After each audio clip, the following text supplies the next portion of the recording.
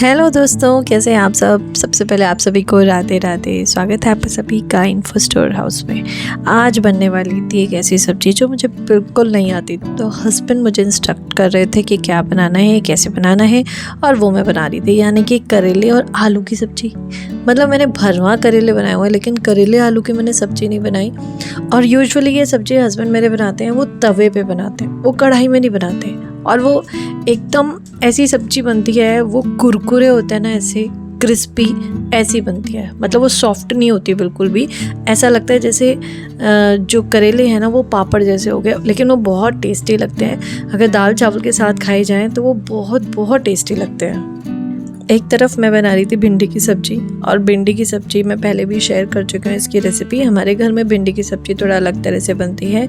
मेथी और हरी मिर्च में छोंकी जाती है, और इसमें जो भी ऊपर से ये मसाले देख रहे हैं वो बहुत बहुत बहुत मिनिमम क्वांटिटी में बढ़ते हैं। मतलब बिल्कुल 1/4 मसालदाने की जो चम्मच होती है वो 1/4 बस इतने पड़ते हैं। और बस लास्ट में अभी नमक नहीं पड़ेगा, अभी बस मसाले डाल के फुल फ्लेम पे इसको 2 से 3 मिनट चलाया जाएगा, और उसके बाद नमक पड़ेगा, और फिर उसके बाद इसको ढक के बनाया जाएगा। साथ के साथ मुझे एक काम करना होता है हमेशा मॉर्निंग में, क्योंकि उस समय पे मंगला का टाइम होता है, यानी कि कान्हा जी के उठने का समय होता है। तो हमें सबसे पहले जो काम करना होता है वो जितने भी रसोई के जितने भी बर्तन होते हैं उनको वॉश करना होता है। तो इसका जो साबुन होता है, जो जूना होता है, वो डब्बा बिल्कुल अलग होता है। तो हम मतलब उसको यूज़ करते हैं। नॉर्मल जो बाकी बर्तन धोते हैं वो अलग होता है। तो ये सारे बर्तन अभी मेरे को साथ के साथ निपटाने होते हैं। तो ये करने के बाद उसके, क्योंकि एक तरफ सब्जी बन रही है, इतना जो मीनवाइल टाइम है उसमें मैं ये काम फिनिश करती हूँ, और उसके बाद मैं वापस से जाऊँगी पराठे बनाने, या सब्जी रोटी, जो मतलब रोटी पराठे जो भी बनाने हैं। बैकग्राउंड में आपको नॉइस आ रही होगी, तो उसके लिए रियली सॉरी, क्योंकि कुछ कंस्ट्रक्शन बाहर चल रहा है जिसकी वजह से बहुत नॉइस है। तो यहाँ पे बन चुकी है भिंडी की सब्जी। आप देख सकते हैं कितनी सारी थी और कितनी सी रह गई। बट मैं करेले बनाने में उतना परफेक्ट नहीं हूँ, तो वो वैसे नहीं बन पाई जैसा कि हस्बैंड हमेशा से बनाते हैं। तो ये लेकिन ठीक बने थे, मतलब सोच होते हैं। बस आमचूर ज़रूर पड़ता है इसमें, और इसमें कोई मसाला नहीं पड़ता, बस ये सौंफ में और हरी मिर्च में छोके जाते हैं, और नमक पड़ता है, और इसमें आमचूर लास्ट में पड़ता है बस।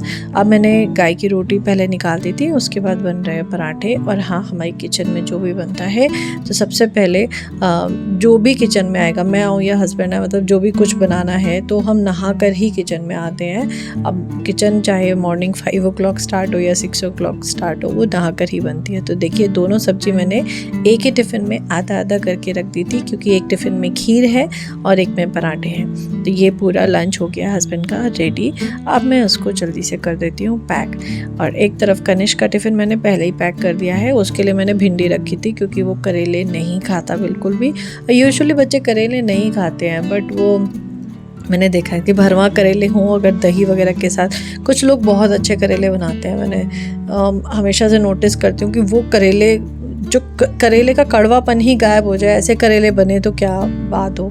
तो वो चीज़ नहीं बन पाती। तो उसके बाद मैं आ गई थी टेरेस गार्डन में। जो पौधे सूख गए थे वो आज मुझे हटाने थे।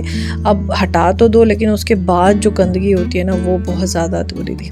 ये मैंने जो करेले काटे थे ना, तो उसमें एक आध करेले बहुत पके हुए थे, तो उसके बीज मुझे मिल गए एकदम रेड कलर के। अगर आपको भी मिले ना कभी, तो फेंकिएगा मत। इस तरह से लाल लाल बीज हो, उनको सुखा के और गमले में लगा लीजिएगा। बढ़िया करेले की बेल आएगी, करेले आएंगे, मस्त बनाइए खाइए।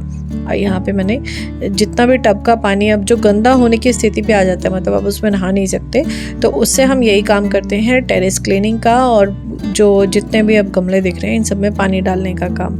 उसको हम ऐसे वेस्ट नहीं जाने देते कि मतलब बस उसको ऐसे ही फेंक दिया नाली में, ऐसे नहीं करते। बहुत सुंदर मोगरे का फूल फाइनली आने स्टार्ट हो गए हैं। इतनी देर में ऊपर थी, मैं दूध बॉईल करने रख के गई थी, जब तक नीचे आई तो बिल्कुल ऊपर आ चुका था। एकदम करेक्ट टाइम पर आई, और मैंने फटाफट से सबसे पहले गैस बंद करी है, दूध को अलग रखा।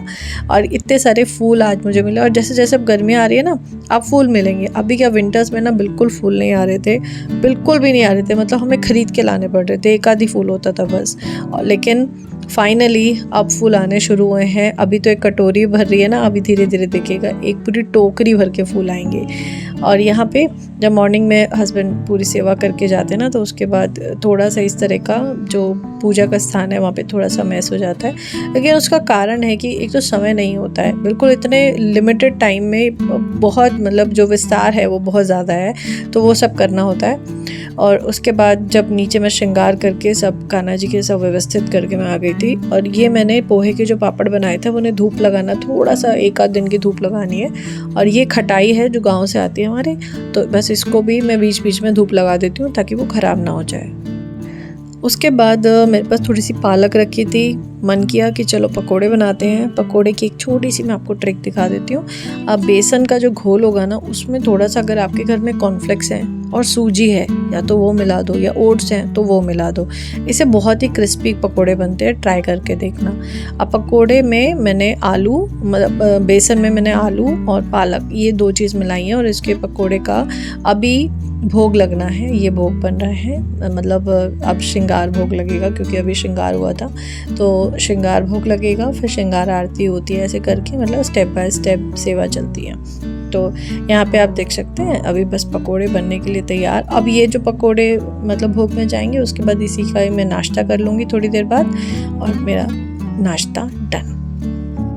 इसके बाद का जो पार्ट है व्लॉगिंग का, वो काफ़ी मतलब मैं कैमरा ऑन ही नहीं कर पाई क्योंकि मेरा बिल्कुल स्टोरेज फुल हो जाती है बीच बीच में, तो बिल्कुल ऑन ही नहीं होता। फिर उसके बाद थोड़ा जब स्टोरेज हो गई, फिर मैं गई थी इंस्टीट्यूट जो डेली का मेरा टाइमिंग होता है 3-4 बजे का, उसमें मैं इंस्टीट्यूट चली जाती हूँ। वहाँ बच्चों को पढ़ा रही थी, और बस पढ़ाते पढ़ाते टाइम हो जाता है करीब 7:30 का, 7:30-8। मतलब अब तो अभी तो बहुत ज़्यादा बैचेज़ नहीं हैं, बट धीरे धीरे जैसे जैसे जुलाई अगस्त आता है ना, उसमें फिर बैचेस बढ़ जाते हैं, तो उसमें मुझे घर आने में बहुत टाइम लग जाता है। 9, 9:30 भी बज जाते हैं, 9:45 भी बज जाते हैं।